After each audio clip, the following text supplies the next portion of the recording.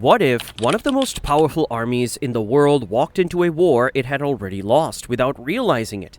In the early hours of June 22, 1941, more than 3 million soldiers surged across the border into the Soviet Union under the banner of Operation Barbarossa.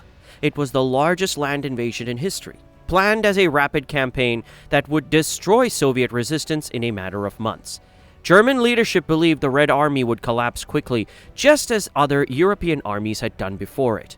But within a year, the entire premise of that belief had begun to fall apart. To understand how this happened, we need to look at the situation in Europe at the time. By 1941, Nazi Germany had already reshaped the continent.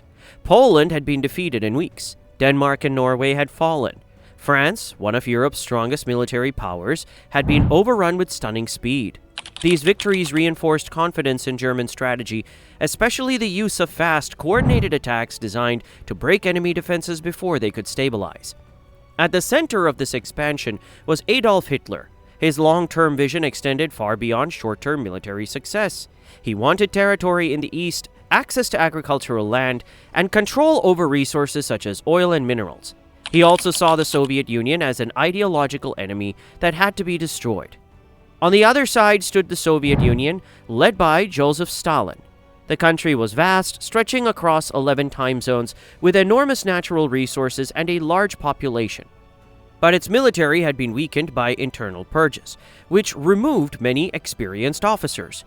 This created the impression, especially in German planning circles, that the Soviet Union was fragile and unprepared. There was also a recent agreement between the two powers. In 1939, Germany and the Soviet Union had signed a non-aggression pact, which temporarily reduced tensions. But this agreement was never meant to last. Behind the scenes, Germany had already begun planning its invasion. When the attack finally came, it was overwhelming in scale. German forces were divided into three main groups, each with a different objective. One advanced toward the north, aiming to isolate Leningrad. Another pushed toward the center, targeting Moscow. The third moved south toward Ukraine, seeking to secure food supplies and industrial resources. In the opening weeks, the results seemed to confirm German expectations. Large Soviet armies were surrounded and destroyed in massive encirclements. Hundreds of thousands of soldiers were captured in battles near Minsk and Smolensk. German units advanced rapidly, covering vast distances in a short time. From a military perspective, these were some of the most successful operations ever conducted. But beneath these victories, there were warning signs. The Soviet Union did not collapse. Instead, it absorbed the losses and continued to resist. New units were formed and sent to the front. Entire factories were dismantled and moved east, beyond the reach of German forces. This industrial relocation was one of the most remarkable efforts of the war. Within months, production resumed in new locations, resupplying the Red Army with tanks, aircraft, and weapons. At the same time, German supply lines were becoming increasingly strained.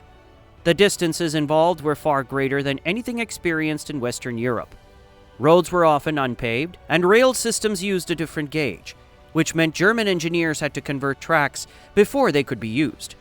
Until that was done, supplies had to be transported by truck or horse-drawn wagons.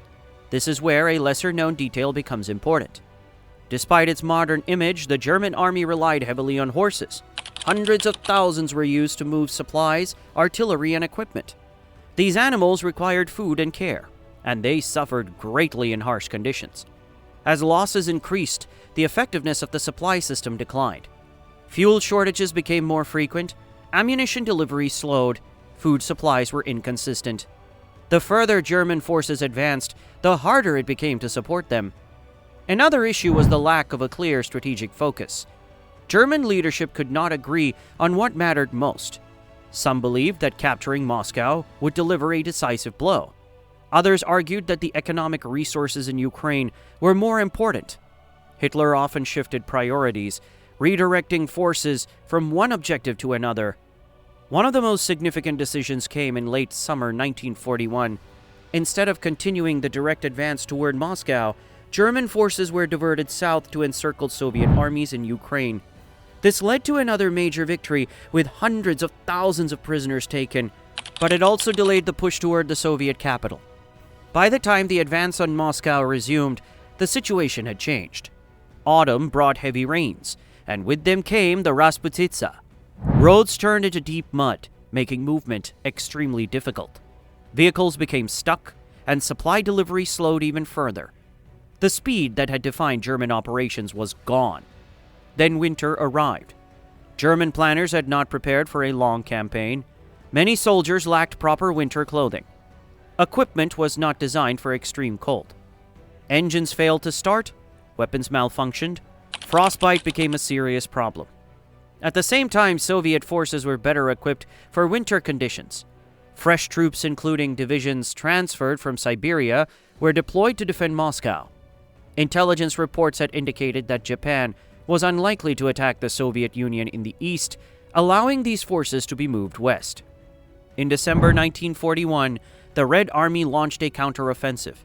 German forces, exhausted and unprepared, were pushed back from the outskirts of Moscow. It was the first major setback for Germany in the war. This moment marked the turning point.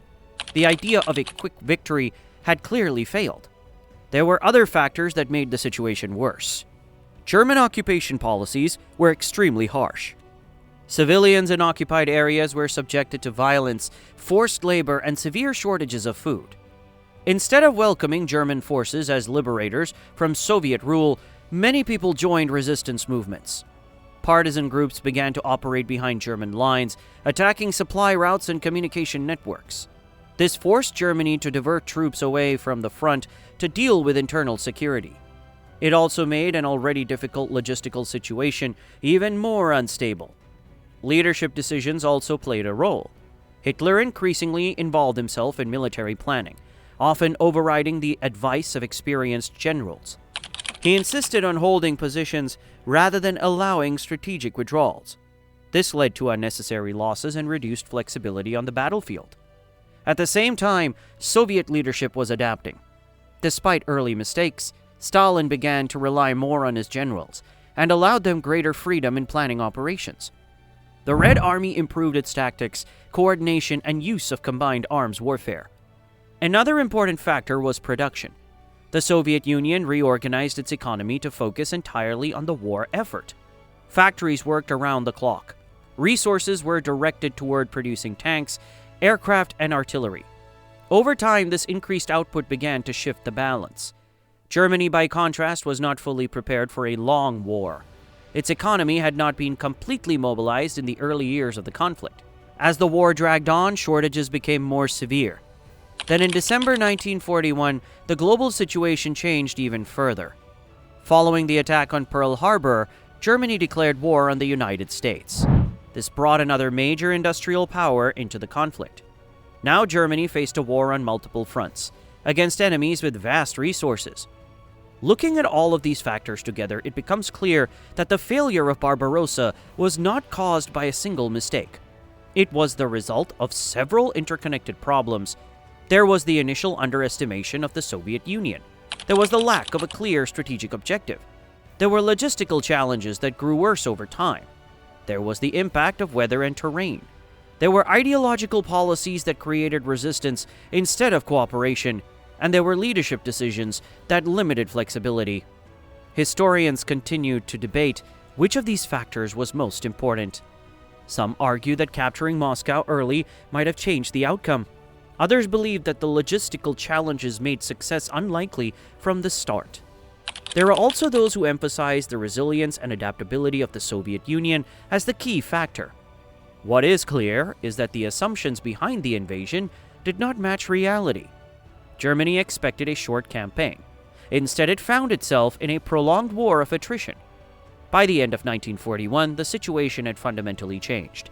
The Soviet Union had survived the initial attack and began to push back. German forces were still deep inside Soviet territory, but they had not achieved their main objectives. The war in the East would continue for several more years, becoming one of the largest and most destructive conflicts in history. In the end, Operation Barbarossa was more than just a failed military campaign. It was a turning point that reshaped the course of the war. It showed the limits of speed and surprise when faced with scale and resilience. It revealed the dangers of overconfidence and flawed assumptions, and it demonstrated how quickly a plan can unravel when it is not built on a clear understanding of reality. The invasion began with certainty. It ended with uncertainty, exhaustion, and a war that could no longer be quickly won. And that raises a final question. If the planners had understood the true scale of what they were attempting, would they have made the same decision? Or was the outcome, in some ways, already set in motion long before the first soldier crossed the border?